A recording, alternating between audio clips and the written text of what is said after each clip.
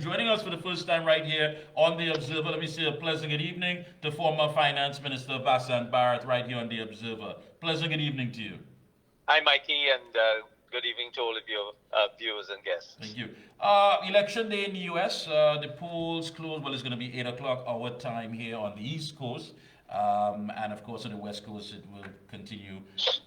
We close. Of course, it has been made clear to us that the results, we can't expect the results, of course, on tonight, as the case may be, sometime later on. But let me ask you, what are we looking at here? I mean, when you look at the issues, of course, and you mentioned we look at the economy, democracy, abortion, women's rights, education, all of these issues, and especially immigration. What are we looking at here at this particular time in U.S. society?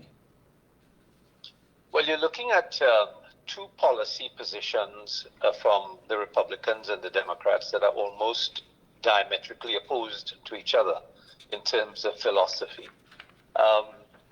So I tend to be a little bit selfish. I look at it from the Caribbean's perspective and Trinidad and Tobago's perspective in particular, because they're so closely tied to the U.S. as they say, if when the U.S.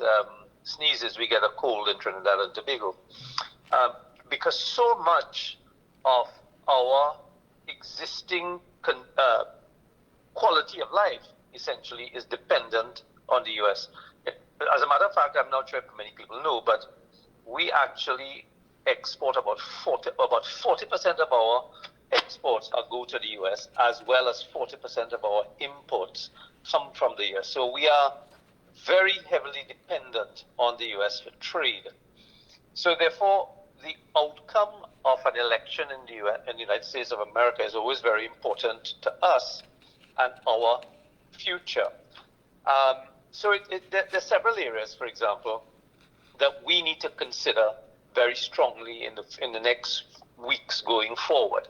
And they predominantly revolve around the issues of trade, as I just mentioned, but also, of course, security, energy, and then this thing called climate change that Mr. Trump seems to believe doesn't exist at all. So with regard to the security issues, currently, Trinidad and Tobago, in fact, the Caribbean, has a cooperation initiative in place with the United States. It's called the Caribbean Basin Security Initiative. It's called the CBSI. Right. And what that does, it's an initiative which allows the U.S. to fund several programs and collaborate with us in areas of drug trafficking, arms smuggling, violent crime, trafficking in human trafficking, and so on. So that currently exists. So what I'm going to just briefly talk to you about are the things that currently exist that may be under threat, and they currently exist through the Biden-Harris arrangement, right? So that administration, and there's every likelihood that all of these arrangements that we have existing will continue, or they may be expanded under a Harris administration going forward. And the opposite is likely to be the case if there's a Trump administration. Of course, in addition, there is an arrangement. It's called the, if I remember correctly, the U.S. Caribbean Partnership on Climate Crisis. Yeah. And that actually, again, is something, of course, is ongoing between the Caribbean and the U.S. And we know the effects of climate change. We've seen it in Trinidad and Tobago on many of our coasts. We're seeing it with the weather patterns and so on. We know that Mr. Trump is on record as saying that climate change is a hoax, and I think he's also on record as saying it's one of the greatest scams of all time. So we know what his record on that is, or what his levels of commitment on climate change is going to be. So this particular initiative between the United States and the Caribbean obviously could be in jeopardy if Mr. Trump is elected. The third issue, and the one that is most critical to Trinidad and Tobago, certainly in the immediate future, is this whole issue of energy. As you know, Mikee K, the government of Trinidad and Tobago has pinned almost all of our economic hopes on gas from Venezuela. Which is the Dragon Gas Field Agreement. The Dragon Gas in 2027, right? Now, currently, under a license that has been granted by the Biden administration, we've been able to enter into arrangements to get gas with a Shell pipeline coming into Trinidad and Tobago, presumably in 2027, as we've been told. We also know that former President Trump's America First, almost isolationist position and policies and his position on Venezuela in particular, could very well mean that if he wins, that entire arrangement between Trinidad and Tobago and all of our hopes with Venezuela just goes up in smoke. So essentially, we have no gas in 2027. If Trump wins and if he engages in, or he carries out a lot of the threats that he's talking about with regard to Venezuela. So, those are some, obviously there are issues with regard to diplomatic ties. Kamala Harris, because of her Caribbean roots, are more likely to be committed to U.S. CARICOM relationships, more so than President Trump. So I think President Trump is very clear in his priorities. It's domestic over international alliances, and he's more likely to not bother too much about current arrangements that could potentially affect us in the Caribbean, and play up to the voters at home with his America First policy. So I really, honestly believe that based on the policy positions of both former President Trump and Vice President Harris, it will be in the Caribbean's favor for Kamala Harris to become president of the United States. This administration has somewhat dropped the ball when it comes to geopolitical issues, handling of geopolitical issues. Do you believe then that if there seems to be too much of a chummy up to Mr. Maduro, President Maduro, that we can face some sort of geopolitical backlash? Well, of course. Remember that there has been existing tensions, even with the Biden administration, there has been existing tensions with President Maduro, not just with the United States, but predominantly with the rest of the world, because the rest of the world see him as a dictator and believe that there has not been free and fair elections taking place in Venezuela, and also that he has reneged on a lot of the promises that he's made with regard to free and fair elections and the outcome. And the fact that we have put all of our eggs in the Venezuelan basket leaves us in a very dangerous and precarious position should the tables turn and we are no longer able to get gas from them, because we have not put anything else in place to replace Venezuelan gas or to replace the depletion of our existing wells in Trinidad and Tobago. And it was a statement I made recently with regard to the lack of foreign exchange we have in the country. Our lack of foreign exchange in Trinidad and Tobago, just to pivot a little bit, is based purely on the very poor economic policies that have been implemented by this government over the last 9 years. And predominantly they revolved around taxing the population, borrowing more money, taking money out of the Heritage and Stabilization Fund, and selling of state assets. They've done nothing to generate productive investment and economic activity, creating jobs, firing up the private sector. They've done nothing. So we are now facing a very dark tunnel down the road, not knowing if what we're putting all of our egg basket, we're putting all of our eggs in down the road in 2027, right, is going to bear any fruit at all.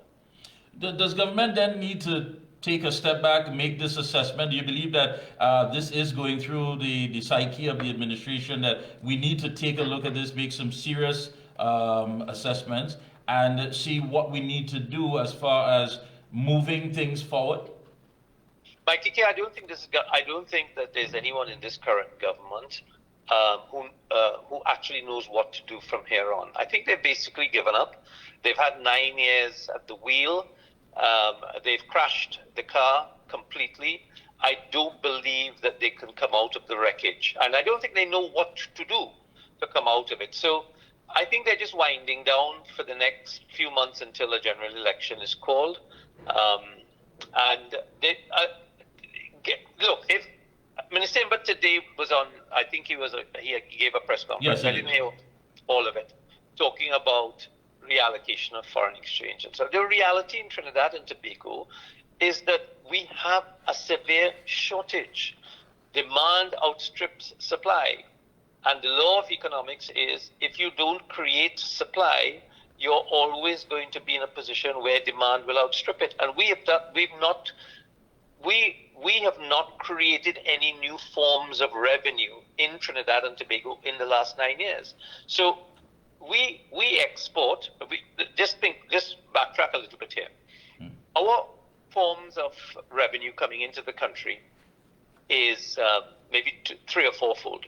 The major one is from the oil and gas companies through our exports, and we export maybe about 85% is made up of from our energy sector. We get remittances, of course, from the diaspora, and we get some foreign direct investment, not very much in the last 9 years. But looking at what the finance minister said a few days back, when he issued a 3-page statement asserting that food importers cannot hold the public to ransom by increasing prices, particularly when they knew that accessing foreign exchange from the Exim Bank was a temporary measure to prevent shortages during the COVID-19 pandemic. But how much activity was taking place in the heights of the pandemic that there needed such to be protection of U.S. currency? But where else would the wholesalers have gone to get foreign exchange? The reason that they were knocking on the Exim Bank's doors is because the banks blanked them for foreign exchange. The banks didn't have. So where would they have gone? They couldn't have gone. They couldn't have turned anywhere else other than the black market. So if you have to go to the black market because there's no foreign exchange available at the banks, and the Exim Bank cannot give you any more because the minister has ensured that that Exim Bank cannot give money to wholesalers, foreign exchange to wholesalers. The only place for them to get is on the black market. But in addition to the fact that they have to purchase on the black market, and I'm sure Michael Anizet might have mentioned it today as well, in addition to that, there are going to be increased costs involved in doing business in Trinidad and Tobago because it is very difficult and very bureaucratic to do business in Trinidad and Tobago. And when vessels come to Trinidad and Tobago and they're stuck on the port and they're stuck in customs and they're stuck because Bureau of Standards didn't go and inspect them on time, and all sorts of bureaucracy, all of those things add additional costs to doing business in Trinidad and Tobago. And all of those things, it's a circle. So what then happens is that people who are looking at Trinidad and Tobago as a potential investment destination say, no, we're not putting any money in Trinidad and Tobago. And that's the reason why we've had no FDIs in Trinidad in the last 9 years. It's the reason why local investors, Mikee K, are either keeping their money in the bank or they're investing outside Trinidad. So you look at Associated Brands, you look at Bermudez, you look at SM Jalil, they're no longer investing in Trinidad and Tobago, They're investing in countries outside of Trinidad and Tobago, and they're earning their foreign exchange outside of Trinidad and Tobago, and they're leaving their foreign exchange outside of Trinidad and Tobago, and they're employing foreign nationals in the meantime. So what we are experiencing in Trinidad and Tobago is a downward spiral in economic activity, and the government just does not know what is required to be able to resuscitate the economy. The thing about it is that you're echoing the same sentiments that I've had many people on this show discuss,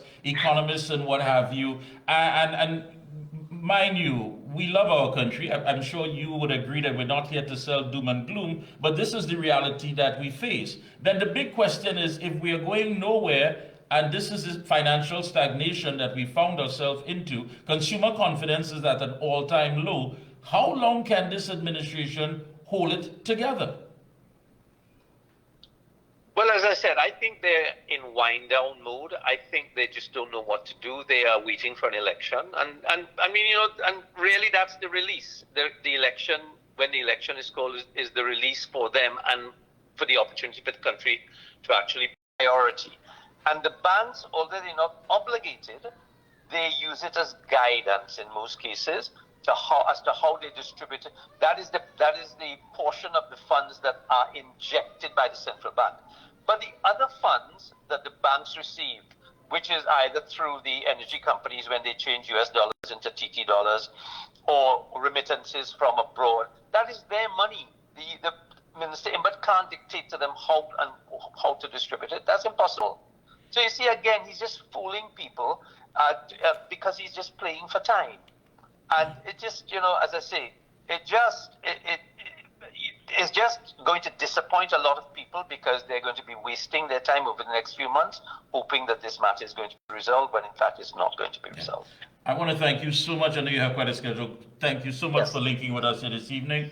Again, very insightful. Best of luck to you and your entire team, and we'll be checking in with you periodically right here on The Observer. All right, Mikee K, thanks for having me. Thank you. Appreciate it.